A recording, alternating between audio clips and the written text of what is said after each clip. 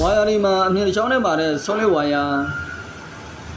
စရဏဝါယာထဲမှာတော့အမြင်ခုနှစ်ချောင်းပါတဲ့ဝါယာပြီးတော့အမြင်တွေအများကြီးပါတဲ့ flexible ဝါယာဒီဝါယာတွေကိုကွန်နတာမပါပဲဆက်မယ်ဆိုရင်ဘယ်လိုဆက်မလဲဆိုတာစနစ်တကျကျွန်တော်တို့လေ့လာကြည့်မယ်ခုပထမဆုံး main cable စရဏဝါယာကို solid ဝါယာတစ်ချောင်းကဘယ်လိုဆက်မလဲဆိုတာလေ့လာကြည့်မယ်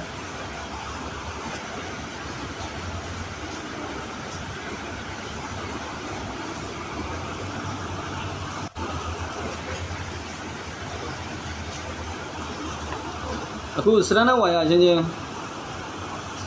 ဝါရုပ်လို့ဆက်မလဲဆိုတာကျွန်တော်လေ့လာကြည့်မယ်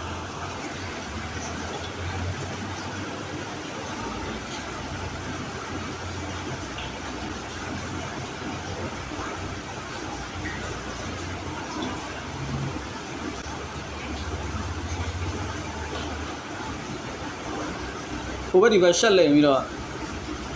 ဝါယာဆက်တဲ့နေပါဒါကတော့စရဏဝါယာထဲမှာ flexible ဝါယာကို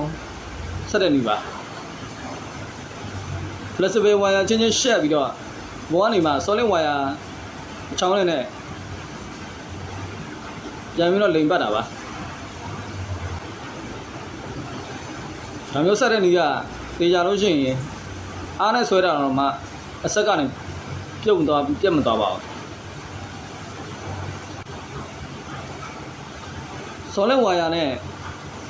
standard flexible ဝါယာဆက်တဲ့နေပါ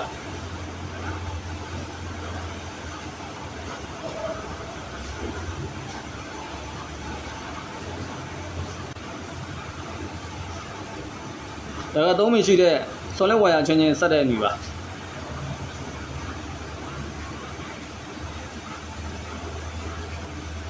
ဒါမျိုးပြန်ခောက်လိုက်ရင်တော့သိကြပါတယ်လုံးဝပြုတ်ပြတ်မသွားပါဘူးဒီကမှာတော့ main cable ပဲ solid ဝါယာကို standard flexible ဝါယာကဆက်တဲ့ပုံစံပါ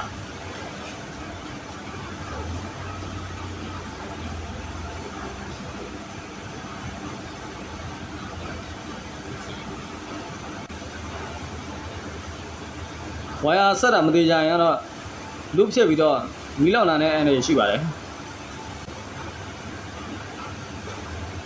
ဒါက solid ဝါယာနှစ်ချောင်းကိုဆက်တဲ့ပုံစံပါ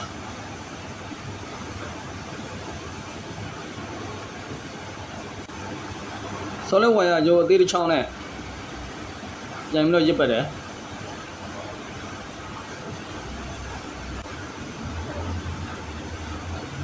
ဝါဆက်တာသေးကြရင်တော့ကားနဲ့ဆွဲတာတော့မပြတ်ပါဘူးကျန်တဲ့နေရာတွေတော့ပြန်ပြတ်မှာ